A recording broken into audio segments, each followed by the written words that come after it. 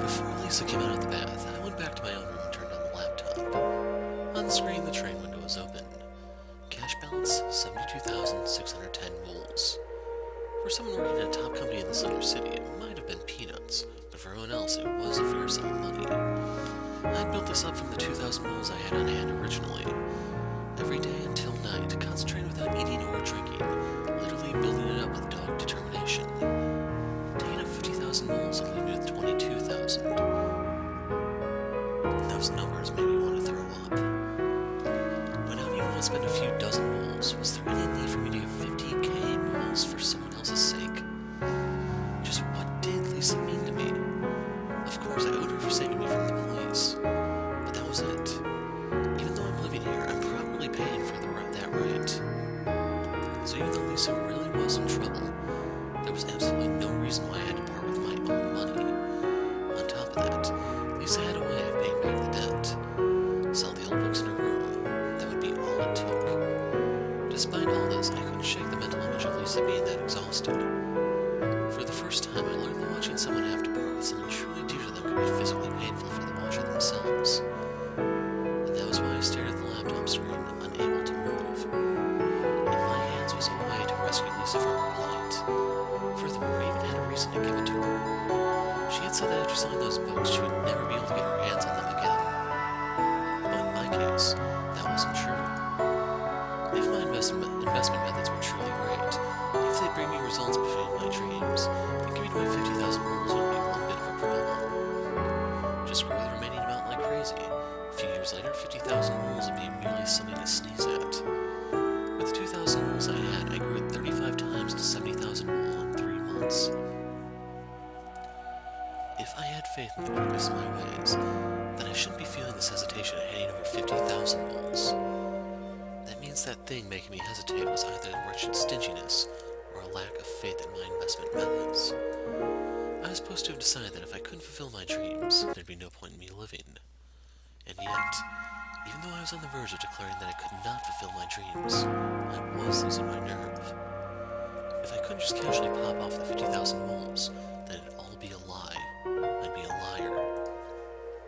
In front of the laptop, I tightened my hands into fists. I ground my teeth at just how pathetic I was. It was enough to make me want to cry. Are you really that small a person? Some punk who only knows how to pick up pennies. I berated myself at those insults. I looked up and looked listlessly around the room. So much that you'd think the right answer was hidden somewhere in there. No, I knew what the right answer was, and I just didn't have the guts to take the plunge. And then, when my line of sight fell on the divider between this room and the next, I recalled Hagana. Hagana had the courage to take the plunge. She had the courage to say, buy me. Moreover, saying it not like some sheltered, self-centered brat, but as someone who had really been sold from Earth. As someone who knew exactly what it meant to be sold, she had the courage to step into that hell once more. But Lisa would never accept that. Hagana probably really felt that if only Lisa could be saved, then whatever happened to Hagana herself was acceptable. I thought, compared to Hagana's troubles, my dilemma was a luxury. I recall the exchange we had in the living room when I thought to make peace with her. We are doing all that we can to survive. Hagana's words struck me once more in the chest. Was I doing all that I could to survive? Was I doing things to the limit of my abilities? That was the moment. That was when I remembered the investment contest. Prize money. Dashing to the Economic Research Center's homepage, I logged in and looked at the summary. For the top-ranking people, there were prizes. First got 200,000 wools, second got 50,000, and third got 30,000, while fourth and fifth each had 20,000. Getting second would be wonderful, and even third would be a great help. But what moved my heart was the existence of the investment contest itself. Even if I lost at the contest, it wouldn't affect my wealth. The contest was like a free lottery. On top of that, there was an important thing. A very important thing. I once again looked up and turned around. A wall was there, dividing this room from the next. past that, Hagana was surely crying. She must be there, blaming herself and crying over how she couldn't do anything for her beloved Lisa. Hagana, who clumsily bumbled her way through haggling as a way of thanking me. And when I told her how her haggling stunk, she was so angry she practically kicked my leg off and cried. Some of that must have been her base personality. But now that I thought about it, she might not have had any room to breathe. For example, even if she could teach kids math, she wasn't helping them advance to better schools in any real sense if she was unable to change the economic circumstances surrounding them. Hagana had probably been thrown around by conditions like that, brought to the moon, then wound up at Lisa's place after running away. Apparently, math could solve problems elegantly. However, Hagana came here without solving a single real-world problem. In Toyama's way of saying things, like a chick that hadn't even broken its shell. With respect to Hagana, the investment contest was a big opportunity. Hagana would be of help to Lisa, and I would be able to clear Hagana's misunderstanding. Plus, if it all went well, then we'd all be happy. I grabbed the laptop, flew out of my room, and headed to the living room. The living room had returned to silence, and Lisa wasn't around. Immediately turning around and running down the hall, I headed up the steep stairs to the second floor. Along the way, I saw the light on in Lisa's room. Without hesitation and without knocking, I opened the door to Lisa's room. I was surprised Lisa turned around. She was in the middle of taking a few books from the shelf. Her hair was still damp, her eyes were red and puffy. She looked like a girl who lost her way on a rainy day. I didn't want to see Lisa with such a face. That's why I opened the laptop and shoved the screen in the dazed Lisa's face. There's a way. Lisa sniffled like a kid. I want you to convince Hagana. Huh? I want to borrow her talents. I explained everything to Lisa. 10 minutes later, both of us were knocking on Hagana's door. Even when we knocked, Hagana didn't come out. Hagana, are you awake? Lisa asked in a small voice. If she had exhausted herself from crying and fell asleep, we could just wait until morning. Whatever painful things may happen, things always became more manageable if you could get past the dark night. By that logic, she would be calmer tomorrow, and broaching the subject to her then might have been better. That's what I was thinking, but after Lisa knocked on the door and called out, she put her ear by the door softly. At that moment, her expression changed. As if she had heard a horrifying, revolting sound, like the scraping of metal on metal. Before I could ask, Lisa put her hand on the doorknob and turned it slowly. She opened the door quietly, as if something in the room would be damaged with the slightest shock. The door slowly opened, and the light from the hallway flowed into the dark room. Lisa opened the door, but didn't try to enter the room immediately. I thought it was odd, but quickly saw the reason. Hagana's room was even barer than the one that I had rented out, and it was completely dark. But within that dark room, there was a place where the darkness was even deeper. What the light fell upon was blackness, a black darker than darkness. A sight to which I didn't know what to say, didn't know what to think. A sickening taste filled my mouth. In a corner of the room, Hagana was hugging her knees and crying.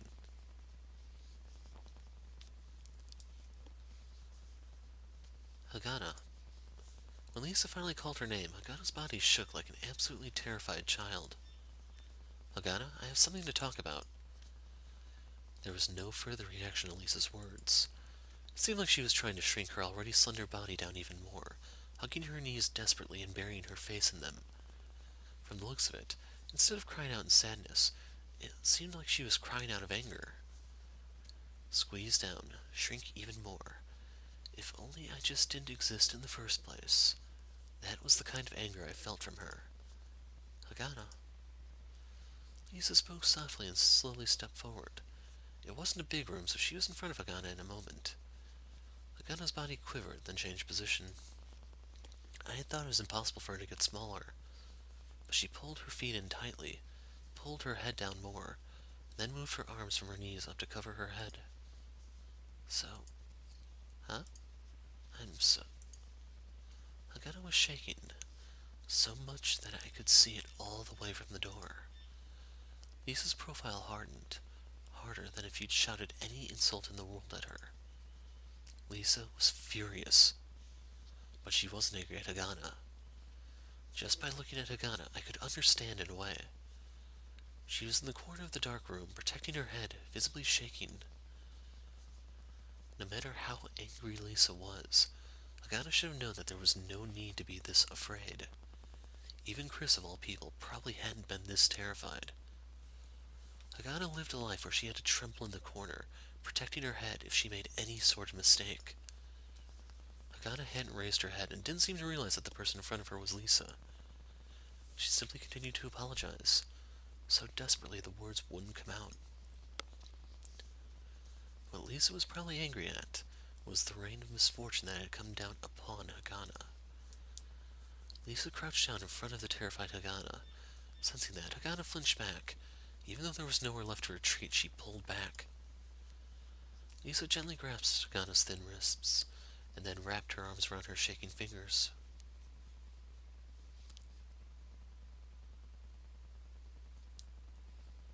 Hagana, it's okay. It's all right. Gently putting her head against Hagana's, Lisa whispered over and over. It seemed like each time Hagana said that she was sorry, Lisa would say that it was all right. Calm down, she murmured softly in Hagana's ear. Somehow, she even seemed to be smiling in enjoyment. Hagana was making sobbing sounds. Lisa didn't rush. Eventually, Hagana's small head moved. Her teary eyes peered through her disheveled hair. Hagana, do you know who I am? Lisa asked. Hagana stared at Lisa with a teary, exhausted face. Eventually, with fresh tears overflowing in her eyes, she nodded slowly. That's a good girl. Saying that, Lisa embraced Hagana's head. I'm sorry. Hagana repeated herself again, but not in the childlike way she had before. It was a clear, more well-defined thing. Okay, Hagana, to be honest, your elbow really hurt. The bruise on Lisa's face was apparently from Hagana's elbow. She must have struck with quite a bit of force. But that was something like an accident. I'm not angry. But it's true that I don't approve of going to Mr. Toyama without thinking about the consequences, along with what you did there. Hagana fell silent, but it was different from when she had been terrified. While she was in Lisa's arms, the fact that Hagana wanted to make an excuse was apparent even to me. Thanks to the situation, even Lisa smiled wryly as she held Hagana. But that was something you did for me, right? Lisa asked as she once more embraced Hagana. The darkly dressed small girl in Lisa's arms nodded repeatedly like a heartbeat. Those feelings make me happy, very much so. Hagana looked up and Lisa met her gaze full on with a smile. Hagana had calmed down for the most part, but now once again burst into tears. Lisa cradled Hagana's head gently against her chest. Hagana, Hal's by the door. If you cry too much, he's going to notice. I saw her shrink down in Lisa's arms. You're using me for that? I glared at Lisa, but she only winked at me out of the corner of her eye. Unable to object, I hid myself by the side of the door. And also, Hal's got a few things he wants to talk to you about. You shouldn't say that. I couldn't hear it, but apparently Lisa heard something. It was probably something like she had nothing to say to me anyway. I heard that you said terrible things about Hal. He was really hurt by that. While explaining the investing contest and the possibility of using Hagana's talent in math, I had also told that whole story. If she thought that I was some worthless punk who never worked and stole money from houses, this whole plan wouldn't even stand up, not to mention my pride. However, I was silently cheering on Lisa to say more. Hagana should learn that her words could hurt other people. Plus, I heard that all of that was a misunderstanding on your part. Lies. That word I could clearly hear. Right after I heard Lisa laughing lightly. Hagana, you're surprisingly childish, you know that? Lisa was very good at jabbing at a person's pride. Just maybe, I might not have to sell my books. What? Thanks to Hal. From the sound of cloth rustling, I knew that Hagana had raised her head. Along the way, you could almost hear the sound of her face scrunching up at Lisa's words. Hal seems to be working properly. Well, I wonder if it's called work. I don't really get it, but in any case, he's earning money. Quite a bit of it. Really? Really. Even I'm a bit surprised. It was quite a bit of money, so if it seemed Hal was afraid and didn't say anything, well, it makes sense. If you can't trust Hal, then he can't trust you. Do you understand what I'm saying? When I peeked in the room, Lisa was combing Hagana's hair with her fingers while caressing Hagana's stubborn face. But Hal said that he'd lend us the money he worked to gather under certain circumstances. A whole 50,000 moles, you know. At Lisa's words, Hagana made a pained face. Hagana thought that she was unable to gather that sort of money by herself and had no choice but to sell herself. But as you know, Hal's got that rather level-headed personality, so there are conditions. It's that you lend him your skills. Huh? Hagana was clearly surprised.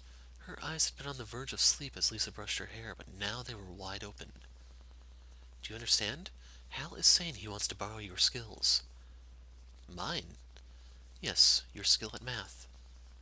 If Hagana had been quite literally purchased from the earth and brought here for her math abilities, then the proposal was a very awkward one. But I had absolutely no idea of saying I wanted to buy her powers. Lisa had also confirmed that point very thoroughly with me. It seems that he wanted to say it much sooner, but you got furious, shouted, and kicked him in the leg so he couldn't say it. Hagana smiled childishly and looked down. Lisa laughed, and her gaze drifted up while still keeping her head down. I don't think there's any other conditions than that. Hagana, someone truly needs your one best skill. And that would save Lisa, and moreover be useful to me, and probably would even save Hagana herself. If her skill in math could bring success in trading, then Hagana would have found a way to make money for herself. It was the same as obtaining a tool to solve many of the problems that caused her all this pain for so long. Hagana? Hagana slowly looked up when Lisa called her name. What'd I do? What? There, Lisa's words hesitated. Inside I was a bit exasperated, but Lisa didn't seem very knowledgeable about this sort of thing, so there was no helping it. Hal? Lisa called out. As I sat next to the doorframe with my back to the wall, I answered her. What? Explain things to Hagana, please. At Lisa's words, I half rose, then stopped short. Does that mean I can go over there? Hagana probably didn't want me to see her teary face. Lisa laughed a bit at me when I asked her that question, so it contained a bit of self-deprecation. How about it, Hagana? Lisa asked the question. Apparently Hagana whispered something in her ear. After a bit of whispering, Lisa answered. Can you wait just 10 minutes? What? When I replied, Lisa left some words with Hagana before standing up. Then, sticking her head out of the room, she looked down at me and spoke. A lady needs time to be presentable. Is that so? Just wait a minute, okay? Still seated, I dropped my shoulders and made to go back to my room while shaking my head. Lisa called out to me from behind. Hal?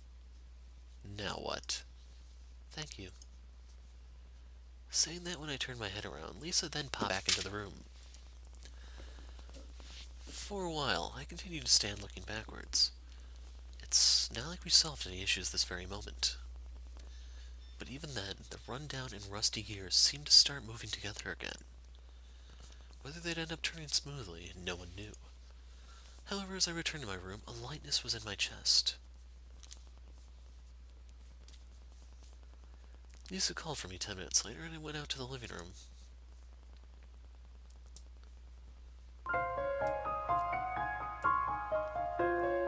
I'm sorry. Those were the first words said to me the instant I returned to the living room and faced Hagana with the table between us. It was so sudden I forgot to breathe.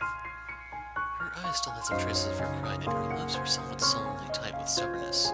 Hagana didn't look at me and stared at the table, but I clearly heard she say she was sorry. When I looked at Lisa haltingly, she had a satisfied smile on her face. I apologized. When open your mouth, and that was what came out. Lisa's smiling face remained frozen that way, but I was more relieved at those words.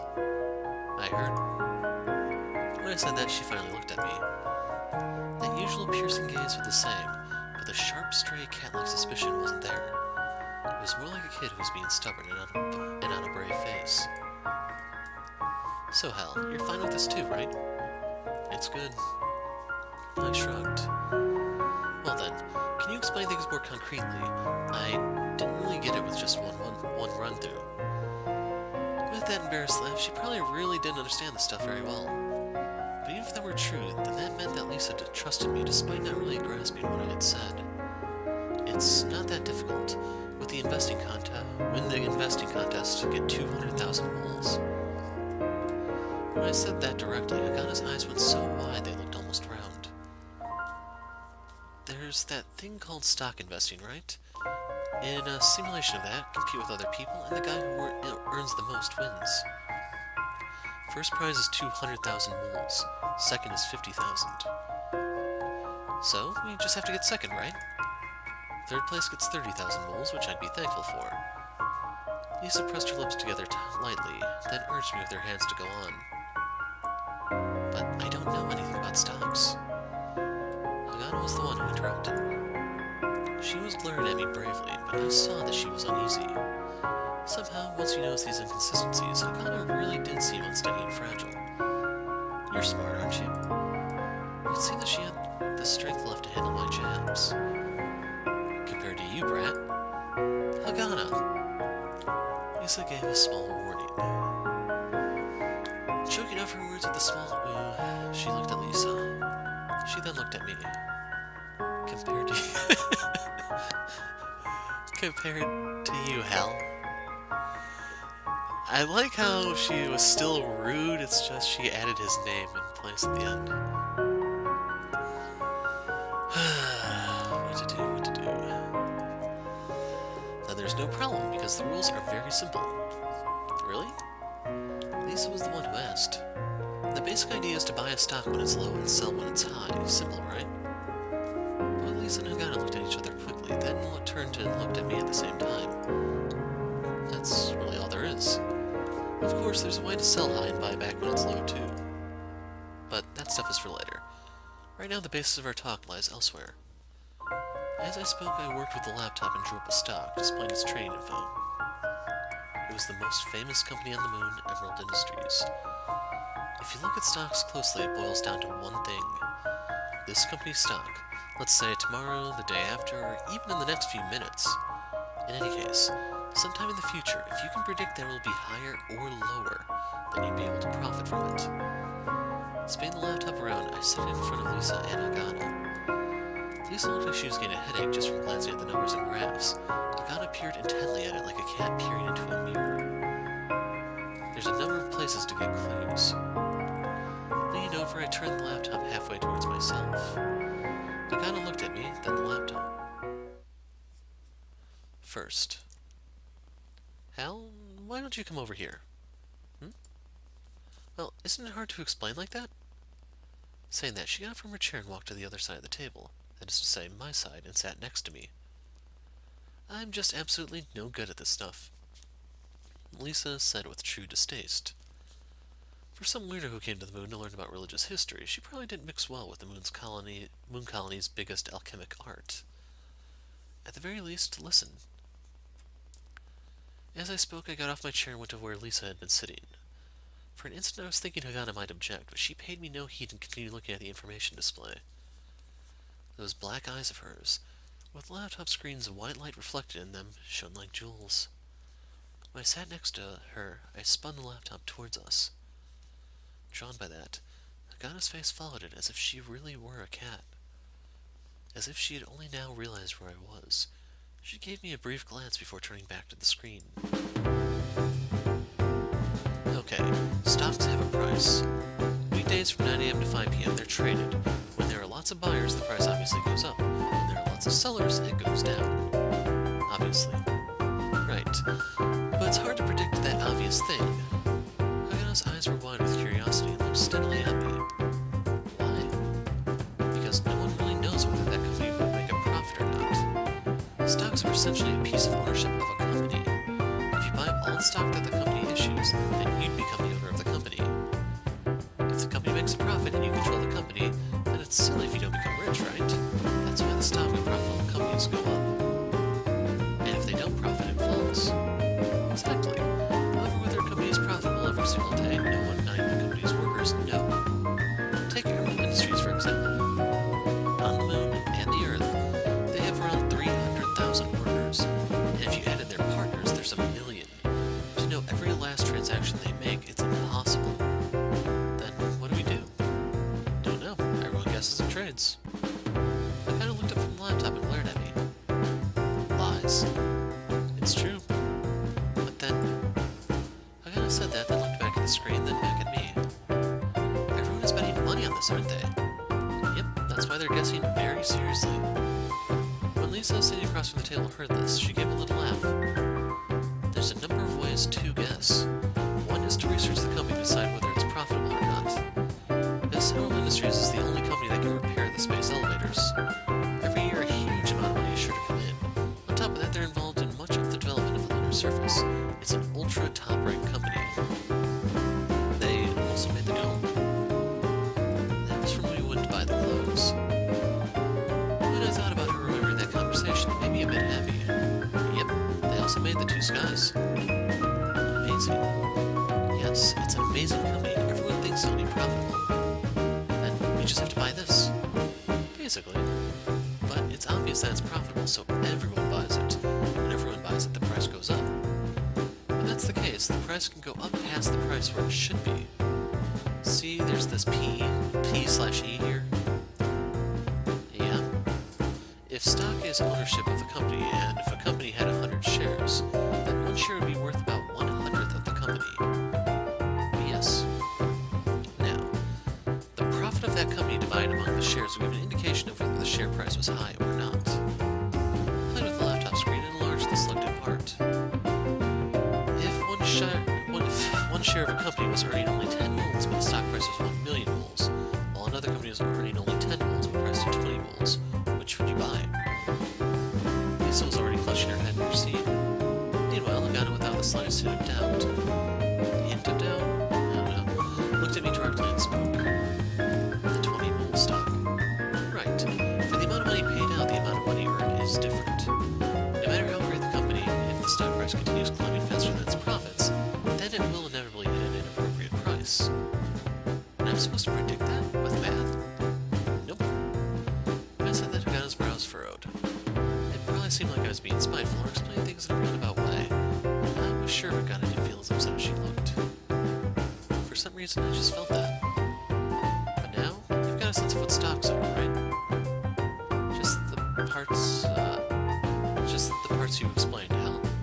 Hagana decided to change her tone halfway on her own. Lisa had an extremely happy smile, and of course Hagana didn't miss that. She made little embarrassed glances at Lisa, but since Lisa got up from her chair, she looked back at me in relief. So, in general, predicting a stock involves deciding whether it will be profitable or not.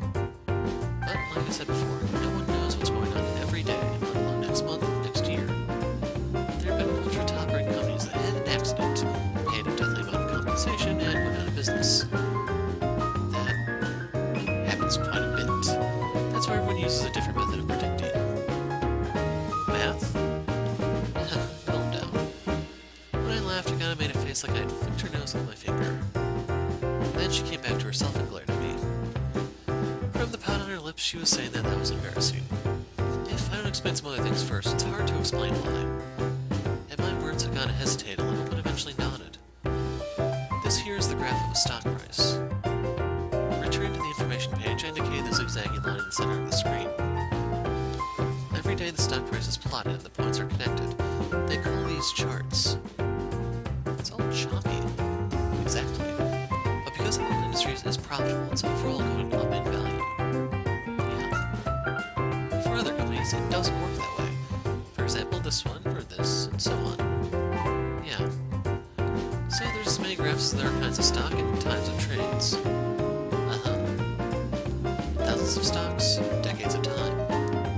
And so, some bored fellow noticed one day, in the center of that chart there's a few distinctive things. Hagana stared at me, then looked at the chart on the screen.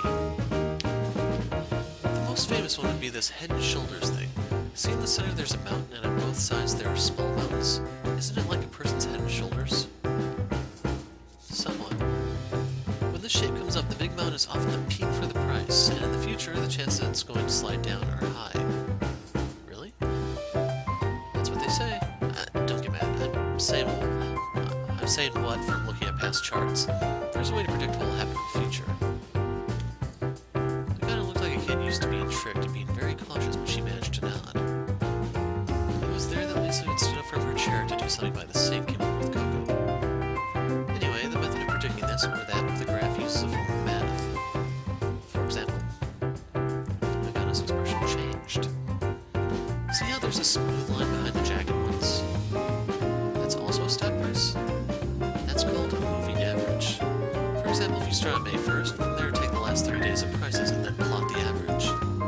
Then next to it on May 2nd, you take the last 3 days of prices and plot that. When you do that, the line becomes quite smooth. Even if the daily movements are really ziggy-zaggy, when you average them like this, you can sort of tell whether it's going up, down, or sideways. And there's a way of trading where you trust in those big movements. If the big line is trending upwards, then it feels like it's going to go up forever, doesn't it? You gotta look at the graph and nod sincerely. So there's a way of trading where guys with too much time on their hands look at charts of companies over the days, and by looking at the moving averages, predict whether things will go up or down. That kind of calculation isn't hard. I'm supposed to do that? Well, you could, but given enough time, even I could do that. Analyzing charts is apparently the first thing beginners in stocks do. When you open an account, you can use a tool that has tons of famous charts analyzing tools built into it for free. But before I started trading, I tried using it for a few things, and was sure none of them was useful. So the thing I want you to try to do is one step beyond this stuff. Beyond? Yeah. Did you ever see the space elevator's service diagrams? I got a blinked at my question. The space elevators? Yeah, the thing that shows predictions about whether trash would strike it, right? Yeah. Physics can predict to insane accuracy the movements of a tiny lump that's flying around in orbit at a few tens of kilometers a second. It's predicting the future, right? I don't really know much about physics, but probably yes. If that's the case, there seems to be some that think that we might be able to predict the movements of a stock's prices with math, just like with heavenly bodies.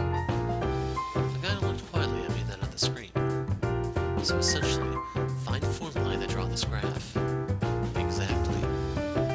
Whether it's possible, I don't know. However, in the world there are those that are making huge profits with such a method. Can it be done? Hagana's question was natural. Even myself, I was half believing, half doubting. However, it was better than doing nothing. Infinitely better. Even if we didn't know whether we'd reach our destination, as long as we didn't move, we'd never get there. Because of that, I myself ran away from my own village. I don't know. When I answered, Hagana grimaced and looked at me. Feeling Hagana's gaze on my cheek, I looked at the screen and spoke. But it's not about whether we can or can't. We have no choice but to do it. In the corner of my eye, I could see that Hagana was stunned. Her mouth tried to move and say something, but words didn't form and her lips just chewed the air. Besides, the prize is 200,000 wolves. No entry fee. Is there a reason we shouldn't participate? Hagana had been lamenting over how her strength at math was so powerless at solving real-world problems. This investing contest would definitely become a tiny lead to Hagana in finding a way forward. Of course, I would reap rewards myself. While looking at me, she held her breath. From there, she looked at the computer screen out of the corner of her eye and looked back at me. Her face was frozen stiff like she'd been left in the mother of freezers. However, Hagana was staring at me. Those black eyes kept looking steadily at me. The moon wasn't a nice, friendly place that carried people who didn't try to walk on their own feet. However, those who tried could have their hands held. I gazed back at Hagana, and then Hagana said this. Out of 5,421. What? I had managed to rederive all the way to the 3,227th. There wasn't one I couldn't solve. It took a few 10 seconds to realize she was talking about the math theorems that she continued to derive in her room for the longest time. Hagana spent that time with determination. Or perhaps, for a girl who had been sold to the moon, it took that much courage.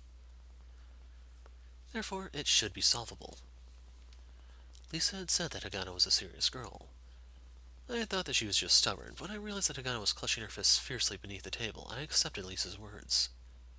It should be solvable. Hagana repeated that and closed her eyes. I sensed strength in that pose because I knew just how defiant Hagana was. When she opened her eyes, Hagana took a clear step forward. Teach me all the rules. Accepting those words, I answered. You got it. I had this feeling that Lisa, who sat on the sofa after making the cocoa, was smiling as she watched us. However, even though Hagana asked me to teach her, there were very few things that I could explain using words. It was because I was the type of trader who looked at the prices every day, read the news, and then rode on the field of the market. If you asked why I made a trade, I had nothing to say other than I looked at how everything felt. I thought about explaining everything about a trading system once through. Once I thought about how I'd have to explain various things, it became a huge job. Even just going through the list of typical indicators that had an effect on stocks was a huge amount of material. From interest in exchange rates, energy prices, things that affect stocks at a broad level, to gold and silver prices, to soybeans and wheat on the commodities markets. Then there were the major markets, indices, and dividend payments. By the time I explained the minutiae of different stock types and ownership ratios, I was exhausted. Once I thought about it, I realized I had pretty much explained everything in one sitting I had spent months researching. Hagana had an unbelievable memory and remembered it all. What's this? That? How was that related to the thing from before? She'd ask as we went. And then she'd quickly absorb it all. If Lisa hadn't said to call it a day, Hagana might have squeezed information out of me all night. On that note, the next day I woke to the sound of Hagana knocking on my door. Teach me what comes next. Hagana spoke while holding a terminal and looking at me and standing at the door. While Lisa made breakfast, I answered Hagana's unending stream of questions, occasionally getting disoriented. There were plenty of things I only faintly remembered or just heard somewhere and learned briefly. Hagana seemed to believe that any new vocabulary might become a hint, so she was constantly questioning and entering things into the terminal. Deriving a proper solution required proper assumptions. Hagana's way of thinking was very mathematical. I have one last question. When those words came out of Hagana's mouth, I was slumped, exhausted in a chair facing the ceiling. Let's say I come up with a way to predict the future using math. Sure. Then what would Hal do? It was a pretty cutting question, but not one I hadn't thought about. If you find the perfect solution, I'm useless to you after all. Right now, there are 40 days of trading.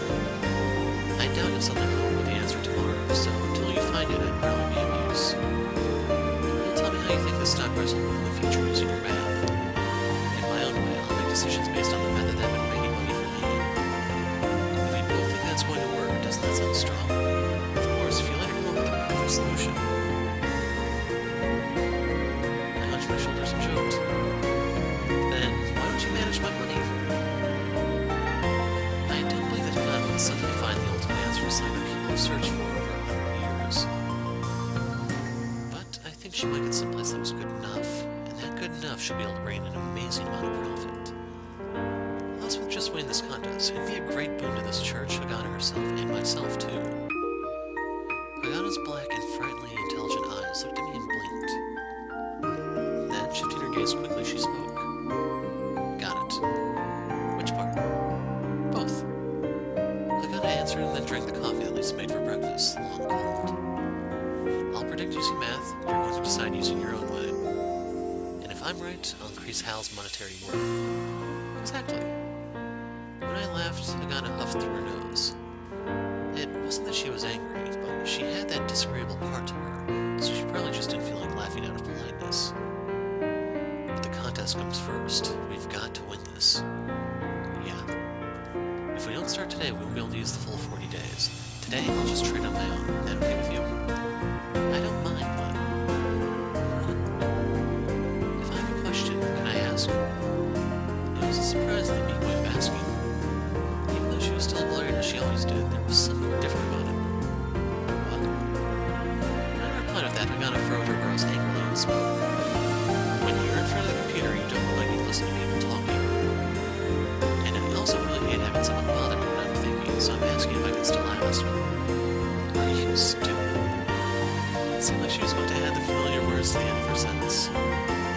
Instead, I just smiled naturally.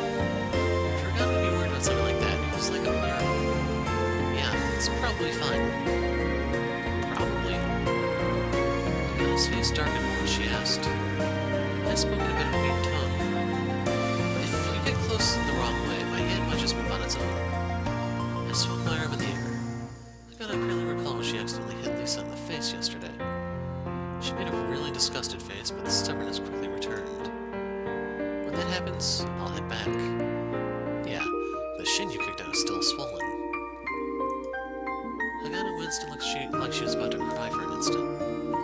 The way she would do things and then regret them later, Hagana was definitely like a kid when it came to anything but studying. So when you gain my attention, use something other than your feet. Hagana gave me a hard glare before nodding slowly. Got it.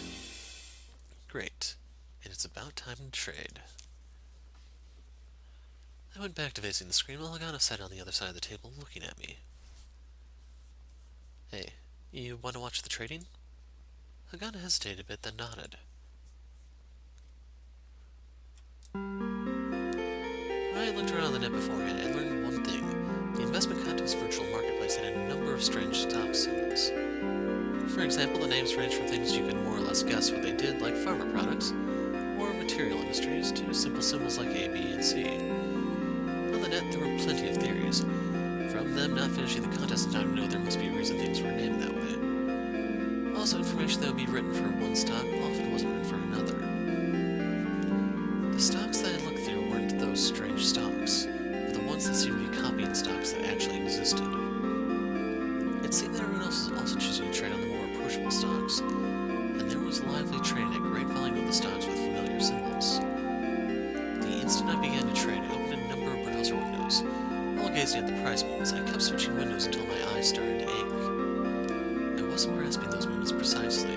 When I tracked multiple prices at the same time, I could start to see a kind of pattern. This stock moved quickly, this one reacted slowly, or it's reacting to the exchange rate or moving with the index. I started to see these kinds of little quirks. What I latched onto most was a stock that moved with the indices. Even in this fictitious market, just like the real ones, there were indices prepared to let you get a feel for the general market sentiment. For example, in the real world, amongst the stocks shown on the Lunar Stock Exchange's quotes, a core 150 would be chosen. Their prices averaged in what was called the Lunar Stock Exchange Price Index. So this is basically like Dow Jones, NASDAQ, and some of the other ones like that, I believe. I don't actually know how many are in there. Like, I want to say S&P has 500 in there because that's their number. It's just, I'm not too familiar on the ins and outs of trading. This expressed the overall price movements of the market and was an important reference for stock trading. In the fictitious market, an average of the most important stocks was taken and updated in real time. The stock I found was a simple one that chased after the index when the index would go up or down. I had no idea who was doing it, but it was probably a pattern where someone traded on the index using some information that everyone else noticed and followed. That stock was a fictitious bank, and its fictitious accounts were extraordinarily good. It's quite grandiose to say it, but it felt like the price had gone up too far. Essentially, it was becoming a struggle between the guys who think the price will drop and the ones who think the price will keep raising. And that kind of struggle had a bit of a complicated system around it. In stocks, you could trade with the cash you had, or you could trade on credit by buying on margin or short selling stocks. For example, if you bought on margin, you'd borrow money and trade for more than you're worth. If you had only 100 rubles, you'd borrow 200 and buy 300 rubles worth of stocks. Then if the stock went up 10%, you'd get 30 rubles in profit. At the end of the trade, you'd just return the 200 rubles borrowed. That would mean you earned 3 times the profit compared to using just 100 rubles. And of course, if you lose, it's the reverse. There was also a way to sell on credit. There you didn't borrow money, but borrowed stocks. For example, you'd borrow some stocks and sell them for 100 rubles. Afterwards, when the stock dropped to 70 rubles, you bought it back. Once you did that, you'd return the shares you borrowed. In your hands fell the spread between the 100 rubles you got from selling the stock and the 70 you spent on buying it back. Using this method of short selling, you could profit even if the prices were dropping. Of course, if the price went up, then you'd have to buy it back at a higher price and you'd lose. The amount of margin buying and short selling was normally shown publicly. If everyone thought a stock would go up, then margin buying would increase, whereas in the opposite case, short selling would increase. On top top of that, margin buyers would eventually need to sell, and short sellers would eventually need to buy. Plus, in life, borrowing came with interest. Money or stocks, it didn't matter. Thanks to that, if a stock had been sold short a ton of Thanks to that, if a stock had been sold short a ton and had a steady price for a long time, then the people being burned by interest would have to buy shares back in the near future, and there'd be a chance the stock would go up soon. That was how you'd think about things. The stock I had found had quite a bit of volume, both on margin and short selling. It was probably because the price moved violently. Relatively speaking, there were about double the number of short sellers as margin buyers. So there were more people praying that the stock would go down. In most cases, betting with the crowd was how you lost. The reason was because the ones who already sold short put their trade out for the world to see, and their opponents were looking at that before deciding. The guy who moved last in rock, paper, scissors would win. Even looking at the trade records from yesterday and the day before, the fact that the daily trading volume was increasing was a good indicator. It reeked of everyone being together and plotting to wipe away the day of the short sellers. The more short sellers there were, the more stock would have to be bought when the price rose to a dangerous point. And when the price went through the roof, the slower the short sellers were at buying back their shares, the less the rate of the damage. All of them would start buying and the price would explode. This was a situation called a short squeeze, but no one knew when it would happen, nor whether it would happen. The fact that the short interest had been piling up meant that the stock was being bought for that much, and the buyers might be running out of money. If people weren't trading on the possibility of the short squeeze, the stock price would naturally decrease. When it fell, the margin buyers would get afraid of loss and start selling. When that happened, it plummeted further. The further it drops, the more timid the buyers got. The end result was that the short sellers would win. Ultimately, I thought of stocks as a kind of mental battle. Information about a company was important, of course, but I felt that it was all about deciding in the midst of the market sentiment whether the bulls or the bears were strong. For those guys who'd buy a stock and hold it for 5 to 10 years, I think it was good to look at the performance of the company. But even if you did that, it'd take 10 years to finally have the stock price increase 5 to 10 times. Meanwhile, if you just build up 1% profits every day, in 10 years it'd be an amazing amount. If I was going to fulfill my dreams of getting the riches of the moon, this was the only way. I latched onto the stock and read the market sentiment. The sellers were in the lead, and looking at the board where buy and sell orders were posted, there were a number of large ones on the selling side. Because the sell orders came up on top of the board and the buy orders appeared on the bottom, it felt top-heavy, as if it was being forced downwards. Even now, the price looked like it would collapse, but it didn't. It just wouldn't go down. They were probably false orders. The orders were displayed on the board even though there was no indication of completing them. The orders were placed to put pressure on everyone. When there were a huge amount of orders on the selling side, we would think the stock was about to go down. So then sales started happening and the price would start going down as expected. It was ostensibly illegal, but there was no way to prove it. Because they could just say they changed their minds and canceled their orders. But if someone with a lot of capital managed to see through that trick, I kept staring at that stock. I might have been staring at it for 2 hours. Then, right before 12:10 p.m., the point that felt like the lowest point of the day. I need something to drink. 1 second.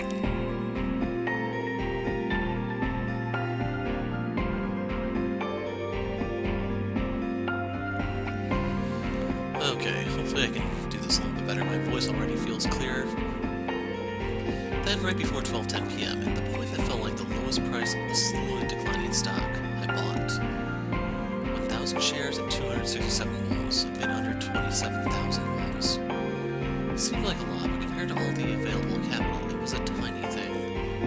It wasn't so much aimed at making money, but more like buying just a check. A while later, the morning trading ended. However, I didn't take a break. I had to check on the movement of the other stocks that I had earmarked. Holding the mouse, I opened another window.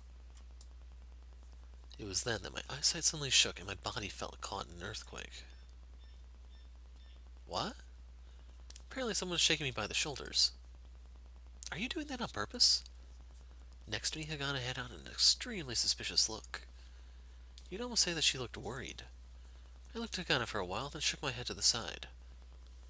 Did you call for me for a few times? I did.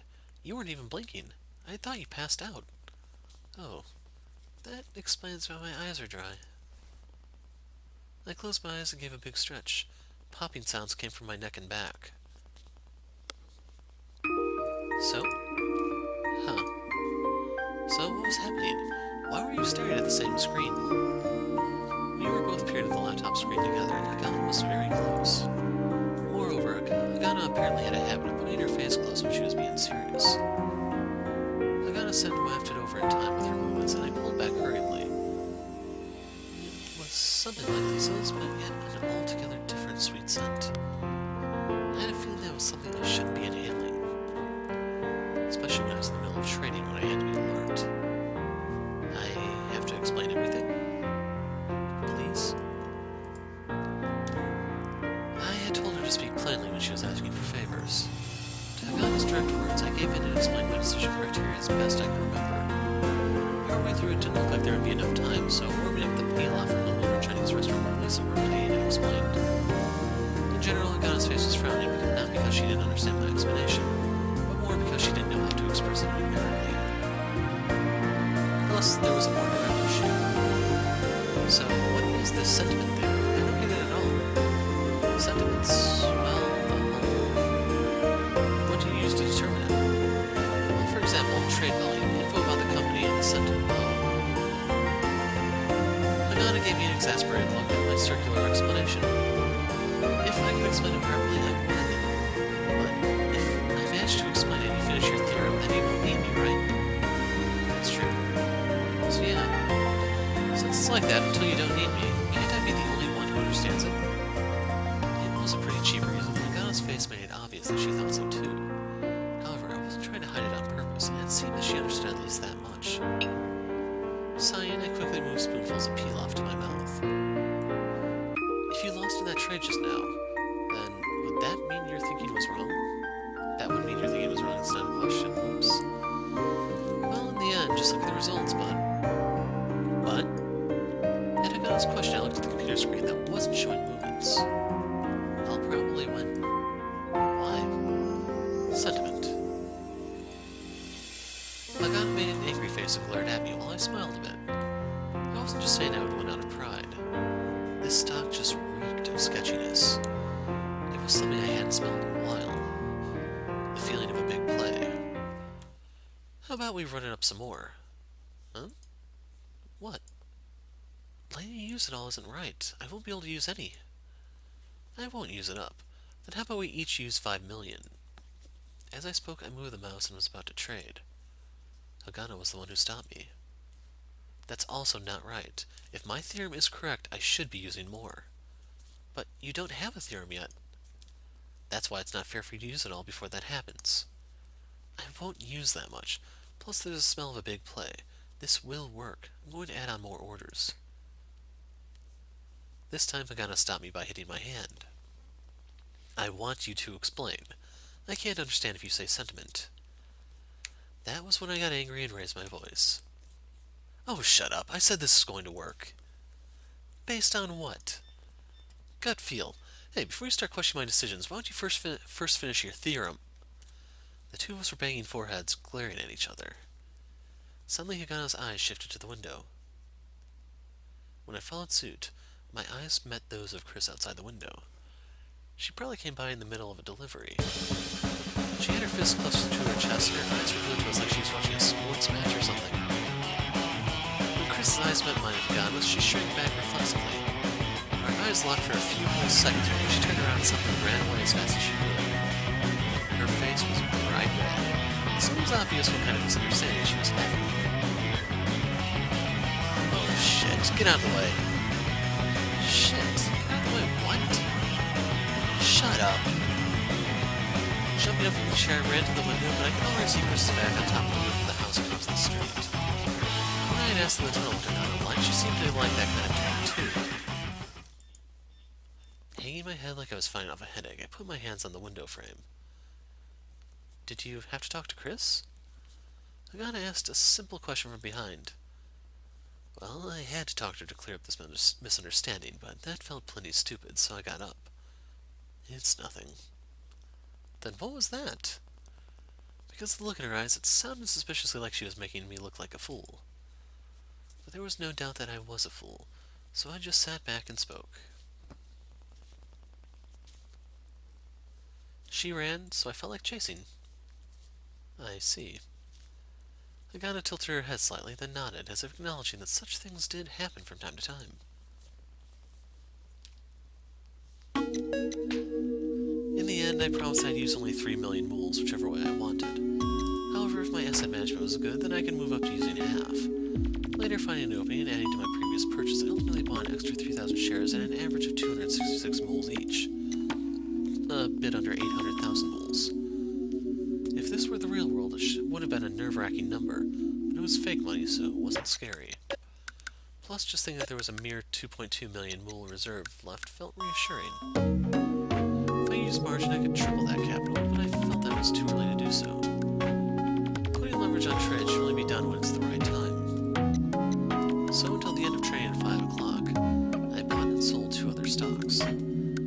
Both were stocks that had large intraday movements, which drew people like me who were looking to make a profit. They were entertainment companies with lots of risky things on their books. During the contest period, they announced various fake movies and made a roller coaster up and down. It was the same as real life. Unlike companies that made things that was in every store, like toothpaste, no one really knew where things would fall. So it was essentially gambling. It was all about how well you could read the market sentiment, stay absolutely calm, and not be greedy while gathering pennies. For example, if a stock was averaging around 100 moles between 97 and 103, you'd buy at 98 and sell at 101. You'd make more if you sold at 102, but at 102 the guy who bought it at 103 might not be able to take their pressure and sell, so profiting was quicker at the lower price. So what they're saying here is that it sells a little bit faster at the lower price. You may not get caught holding the bag, so to speak. You wouldn't buy at 97 moles because if the price actually dropped it lower, everyone would be afraid it might drop further, and suddenly the buyers would pull back and the price would fall through the floor. When that happened, what was once averaging around 100 moles could start averaging around 97. That kind of trading going back and forth took place in a matter of minutes, extending to perhaps 15 minutes at the most. During that time, I'd switch screens constantly, using certain criteria to search for stocks that I hadn't looked at yet, gazing at the price movements, news, financials, or the economic situation. If I got time, I'd look at the mix of lies and truths amongst the net chatter. That also had an effect on real trading, so in the smaller universe of the investment contest, I figured it must be more so. The sad part is, a lot of this is actually true. To give you an example, Apple took a massive price hit when there was a rumor going around that their newest phone was going to be delayed, and literally within 15 minutes, their shares lost a huge percentage. Boeing took a price hit after Trump announced the rethinking of the Air Force One designs. It's kind of crazy, and then with all the fake news these days, even that has an effect on stock prices. So rumors, miscommunications, and even the government all have ways of impacting this rather significantly. Finally, with 15 minutes left of trading, I checked my orders. With the exception of that suspicious stock, I sold my other positions without registering any losses. I did that because in the stock market, demons lurked in the last 10 minutes. In those last 10 minutes, everyone killed their orders. It'd be hard sometimes to complete trades. There were tons of strange deals geared for that. I had once seen a certain company in a takeover battle that had been hitting the daily price gain limit repeatedly, and a 1.4 million buy order came in. For stocks that everyone was fighting to buy, the available sell orders would be divided amongst buyers according to lottery after trading closed. Since the stock that hit the daily price increase limit had a high chance of going up, the people who believed the stock would rise the next day put in buy orders to participate in the lottery.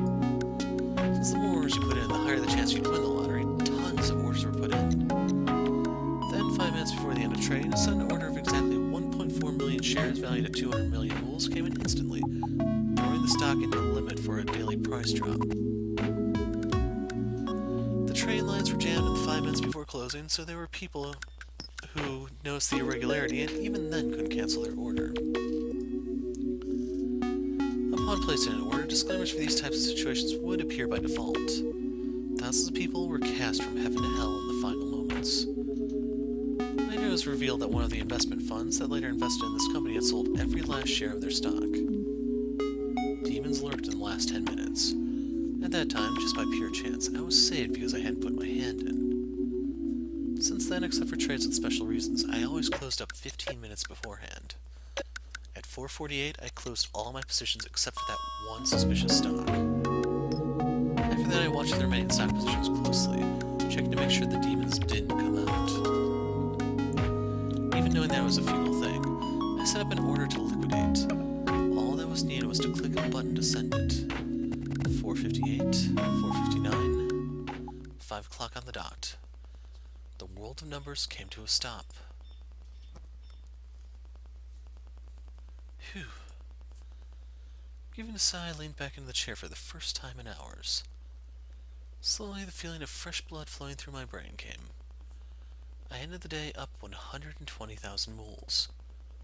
In the end, I had used 2 million mools, with 800,000 left poured into that sketchy stock. It was a fine result. Since I had access to the full 10 million mools, I probably could have bought in 1 million. From the start of trading, profits had been pouring in consistently at a violent pace. This could work. It might just work out. As I thought that and sat up in the chair, I noticed that Hagana wasn't next to me. Huh? I was sure that she'd been next to me after lunch. When I had been training in a daze, I had vague recollections of being asked some detailed questions. I had honestly tried to answer, but maybe she got annoyed at my lame replies and got up. That was a reasonable explanation, but I soon noticed as I stood up. Hagana was laying down on the sofa. What, you're sleeping? When I gave an exasperated mutter, Hagana's eyes popped open. What? I wasn't sleeping. What, you're going to say you were thinking with your eyes closed? When I said that, Hagana furrowed her brows, closed her eyes slowly, and spoke. I feel sick. Oh, the screen made you dizzy? Hagana nodded. When I originally started, I got dizzy from the windows slipping constantly, and sometimes I went to the toilet to throw up before continuing trading. Until I got used to it, my eyes burned, and I saw trading screens even with my eyes closed. Furthermore, the dizziness and headaches were awful. I'd gotten used to it now, but it wasn't agreeing with Hagana right now. You okay? You can't tell from looking? Are you stupid?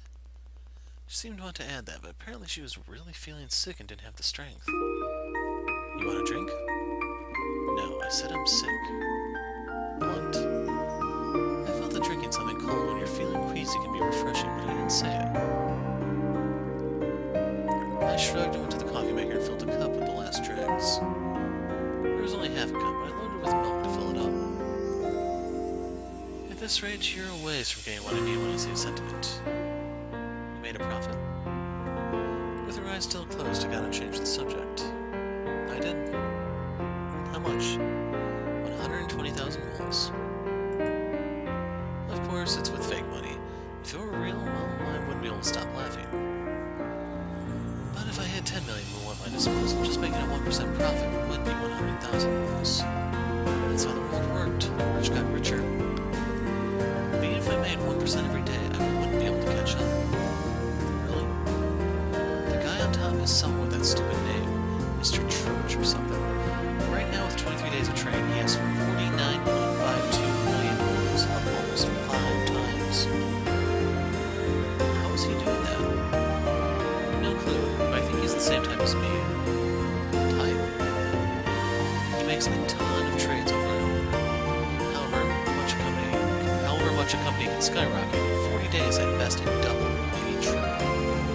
However, making 1% on a single trade isn't difficult. You do that 10 to 20 times every day. If you don't do it that way, you can't get to quintupling your money in 23 days. Makes sense. That, or from the start he went full on. Full? What's that? I told you about buying on margin, right? Full on is doing that full throttle from the beginning. Essentially, every trade you always put everything you could behind it. If you did that, you'd always triple your returns. And why isn't Hal doing that? I knew she was going to ask that. If things don't go well, you're also 3 times as likely to lose your cool. Don't you get it? A loss of 10% on a normal trade becomes a 30% loss. A 30% loss becomes a 90% loss. When that happens, it's impossible to stay calm. you start losing, it's human nature starts shooting for an instant reversal. But profits work the same way. You'd think, right? There's no way that the numbers won't work out that way. I'm not talking about that. I laughed and set the coffee cup down. I closed my eyes and recalled the time when I had gained 20,000 rubles in an instant, and then when I put everything behind a single stock and it got sucked into a horrific drop. If I had delayed the decision a few minutes, I wouldn't have gotten caught in that drop. While watching the price drop every second, I was half in tears, firing off orders to close my positions. In the end, after 12 minutes, my trades executed. The 20,000 rubles had dropped 14% to 17,000.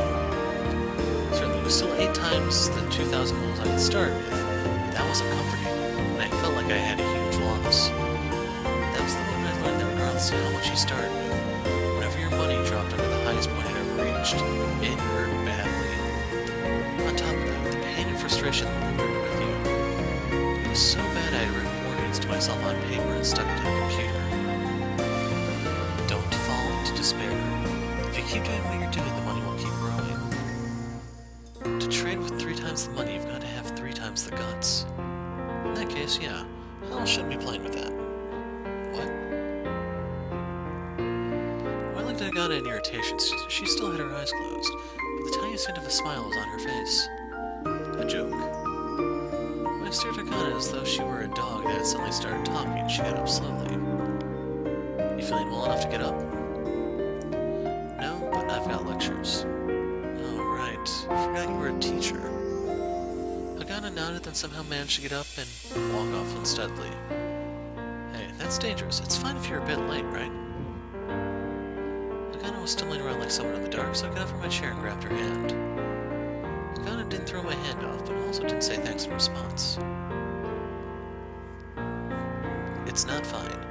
However, if you could teach calculus, then it'd be no problem. Then there's a problem.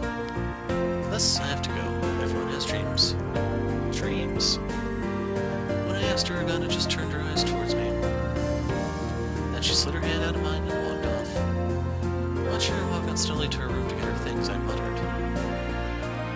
Dreams. There was no other word that felt as out of place as that one that came from Hagana's mouth. I just stood for a while at the table waiting for Hagana to come out of her room. After a while, the footsteps much steadier, Hagana came back and looked back. What? I sat down in a chair and spoke. Have a safe trip. I imitated Lisa. Hagana's eyes widened in surprise and looked away in distaste. But even so, she squinted at me and replied, I'll be back. Hagana quickly turned around and left the front entrance with great strides. Looking at her retreating back, I felt like I got a sense of why Lisa liked to dote on Hagana.